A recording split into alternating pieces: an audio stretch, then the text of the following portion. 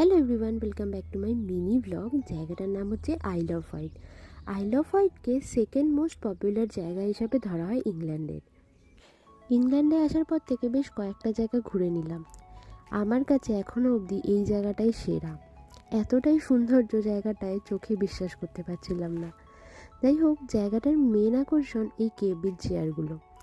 খুব সুন্দর, জানেন তো, এত সুন্দর মানে আমি বলে বোঝাতে পারবো না। যেটা আমি ফোনেও হয়তো ক্যামেরাবন্দি অত সুন্দরভাবে করতে পারিনি। যেটা আমি চোখে দেখেছিলাম, চোখকে বিশ্বাস করাতে পারছিলাম না। চেয়ার লিফটটার টোটাল টাইম ডিউরেশন ছিল ওই আসা যাওয়া মিলিয়ে 15 মিনিট মতো।